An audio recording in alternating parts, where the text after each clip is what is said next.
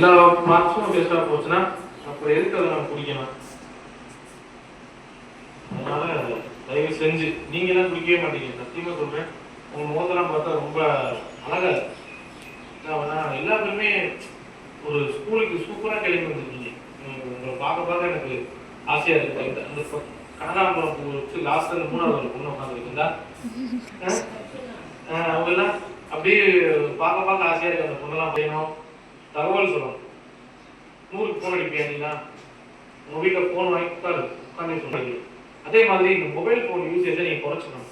எத்தனை பேருக்கு Instagram account இருக்கு? 6th to 8th சொல்லுங்க. ஆமா இருக்கு. இருக்குல்ல இருக்கும். உனக்கு இருக்கா? மாட்டா இருக்கும். இப்போ உலகத்துல வெளிநாட்டுல அமெரிக்கால என்ன நடக்குதுன்றத பாக்குறதுக்கு அந்த மீடியா எல்லா நேரம் நியூஸ் பார்த்துட்டு இருந்தது அவங்களால. இப்போ யூஎஸ்ஏ ஏதோ நடக்குது, ஒருத்தன் ஒரு புதுசா ஒரு விஷயத்தை கண்டுபிடிக்கிறேன், அதை பார்க்கணும்னா நாங்கள் அதை பார்க்கறதுக்கு என் ஃபேஸ்புக்கில் வந்து நான் பார்த்தேன், எனக்கு இன்ஸ்டாகிராமில் வந்து பார்க்குறேன். அந்த மாதிரி அதுக்கு தான் நீங்கள் அதுக்கு மட்டும்தான் அதை பயன்படுத்துறேன். வேறு எந்த ஒரு தவறான தொழிலை பயன்படுத்தக்கூடாது. வண்டி யார் ஓட்டுவாங்க?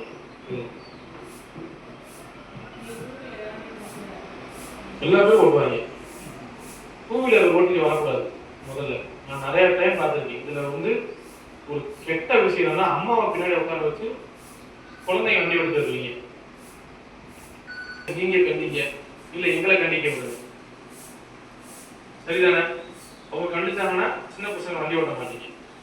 அவங்க கண்டிக்காம யாரு கண்டிக்கணும்? நான் கண்டிக்கிறேன். எங்களையும் கண்டிக்க விட மாட்டாங்க, தெரிஞ்சுவாங்க. காய்ச்சல், என்னால வண்டி ஓட்ட முடியல, இப்படிதான் வண்டி ஓட்டுது ப்ளீஸ் சார் அப்படின்னு தெரிஞ்சுவாங்க. நீங்க பண்றது தப்பமா இருக்குங்க, அதை முதல்ல புரிஞ்சு முதல்ல பண்ண தப்ப ஏற்றுக்கணும்னு சொன்னா அவன் அப்படியே தான் ஏற்றுக்கவே செய்வான்.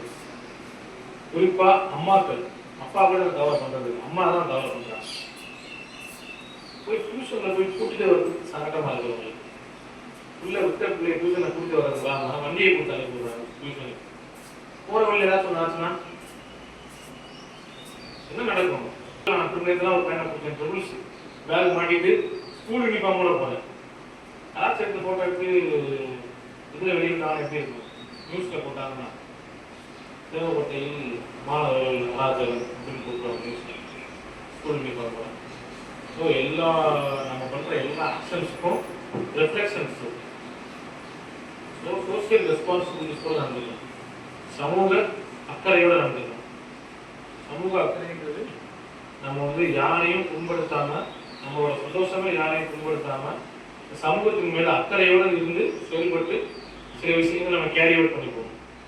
இந்த விஷயம் பண்ணா இந்த பிள்ளைக்கு பாதிப்பு ஏற்படும், அதனால நான் அதை பண்ணக்கூடாது. இன்னொருத்தவங்க கஷ்டப்பட்டு எந்த விஷயமும் நம்ம பண்ணக்கூடாது. குறிப்பா ஆண்களுக்கு சொல்றேன், உங்க சந்தோஷத்துக்காண்டி 6th to 8th 9th வரப்ப பஸ்லாம் கேள்வி பண்ணிட்டு முதியோர்களை